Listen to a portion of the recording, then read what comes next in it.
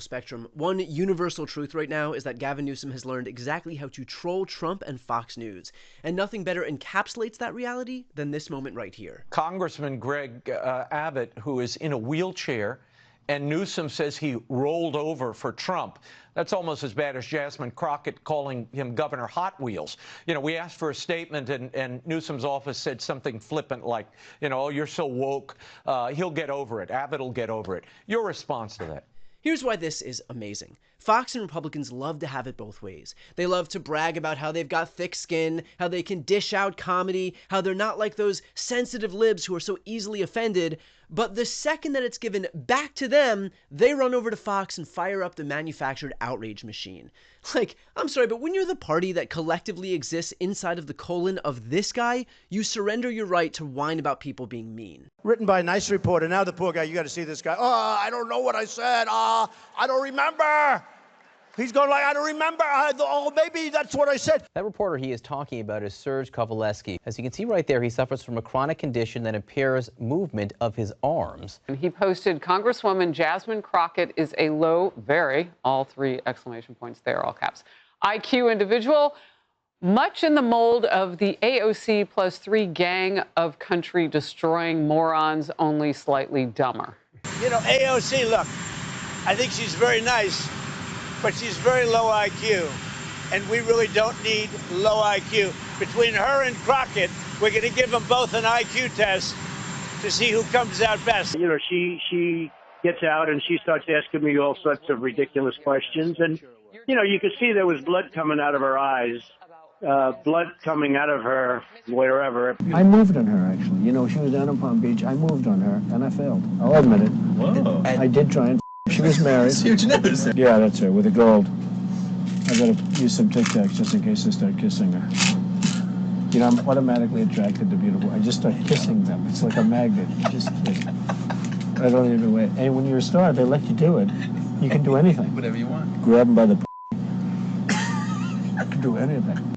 It's true with stars that they can grab women by the Well, that's what it's, if you look over the last million years, I guess that's been largely true. Not always, but largely true. Unfortunately or fortunately. And you consider yourself to be a star? I think you can say that, yeah. You know, they're standing there with no clue. Is everybody okay? And you see these incredible looking women. And so I sort of get away with things like that. So again, while Republicans genuflect at the altar of that guy, spare us the faux outrage about insults.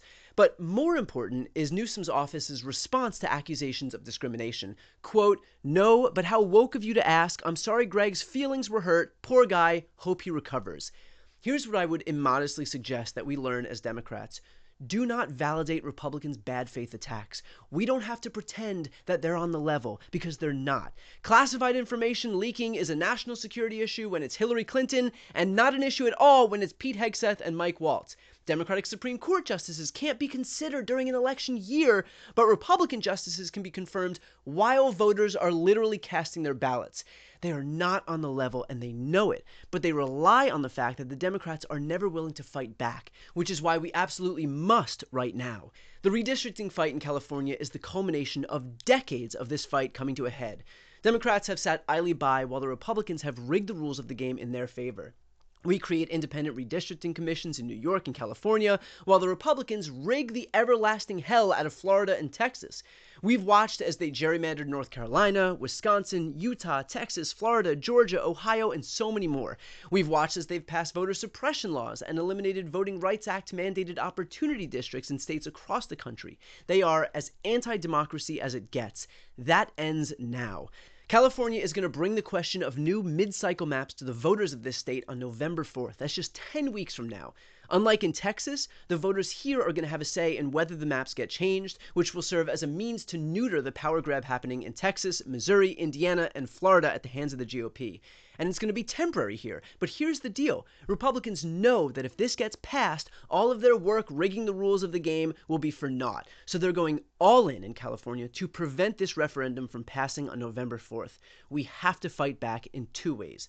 The first, we have to make sure that you and your community knows that this is happening, and more importantly, why it's happening, because it's not happening in a vacuum. This is a response to Republican overreach. It is us showing that we will no longer unilaterally disarm. We didn't start the mid-cycle redraw fight, but we certainly shouldn't be afraid to end it. And second, it's going to be expensive. Know that Republicans are going to pour tens of millions of dollars into defeating this. Why? Because they know California can undo all of the rigging that they're doing across the country. It'll cancel all of that out. They don't want that. So they need to make sure that California doesn't succeed. And they'll make sure to reach every voter in the state with their unlimited funding from their billionaire donors who want to keep in power a political party that heaps tax breaks onto them worth billions. They will stop at nothing. And furthermore, the Democrats won't have many, if any, big donors because they know that they will be retaliated against by Trump. He'll attack their business interests however he can, like he does for literally everyone. Which means that the onus falls on us, grassroots donors, to pick up the slack and help get the word out to every single voter in the biggest state in America what the stakes of this fight are. I'll put a link to donate on the screen and in the post description of this video. Here's why this is so important. Even if you're not from California or not particularly moved by gerrymandering, it is foundational. Everything in politics, healthcare, reproductive rights, gun violence, climate change, all of it relies on the ability of fairness in our elections. And that's a point that both myself and Gavin Newsom raised here. So this whole situation has kind of surged onto the scene in just the last few weeks, really. And to your great credit, you have responded as quickly as you possibly could, wasting no time in getting this thing on the ballot so that we can have our maps redrawn to counteract, to fight fire with fire against what they're doing in Texas. We still have other Democratic governors across the country who we've heard them say the right things, but we haven't seen action. And so in light of the fact that you're moving right now, we're getting this thing on the ballot in just a few months, and so this thing is moving as quickly as possible.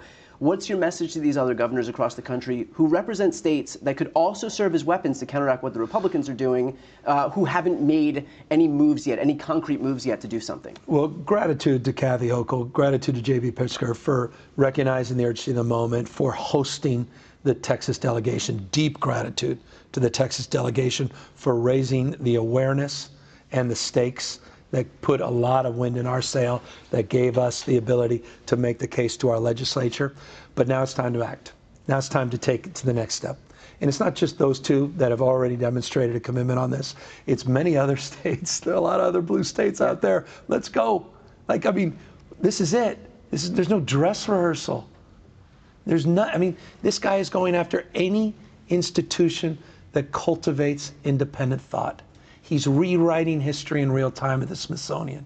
He's literally going after institutions of higher learning like the UC system, and notably here UCLA, which is doing life-saving research that literally is protecting our national security. It's the reason we're the economic tentpole of the American economy and the world economy in the United States of America as a beneficiary. This guy is wrecking it all in real time. We need to wake up. We cannot survive if he rigs not just Texas, but he goes to Indiana, goes to Missouri, goes to Ohio, he goes to Florida.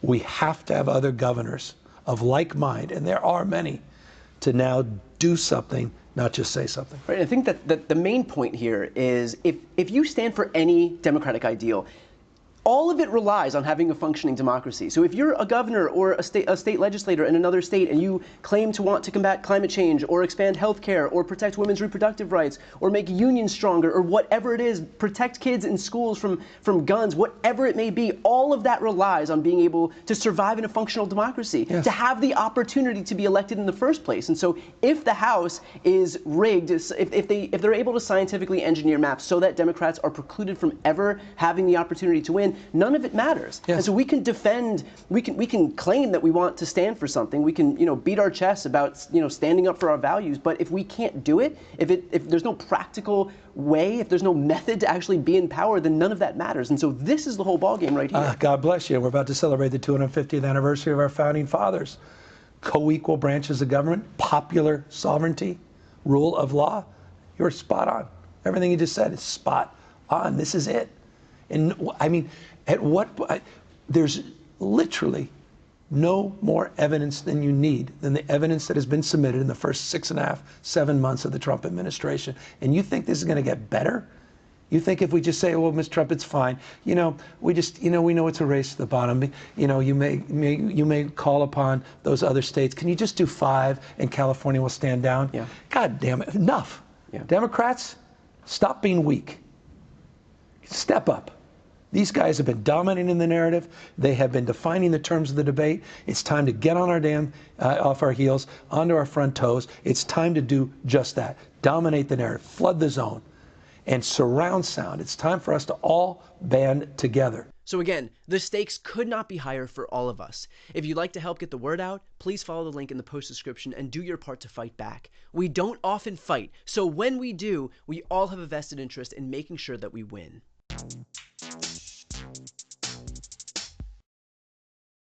Before you go, if you enjoyed this content and you want to see more and support independent media, please subscribe to this channel. The subscribe button will be right here on the screen. But second, the reality is that we are now in a political environment where this administration can lean on any of the social media platforms to suppress certain voices if they don't like critical coverage. That means my longevity here is in the hands of a few tech billionaires who are already making it clear that they are willing to cater to this administration. To that end, signing up for my newsletter is a way for me to reach you directly if that ever becomes necessary. I'll put the link right here on the screen as well, so please sign up. It's free, but there's also an option to do a paid subscription if you'd like to support me and my team. I really appreciate it. Thanks so much for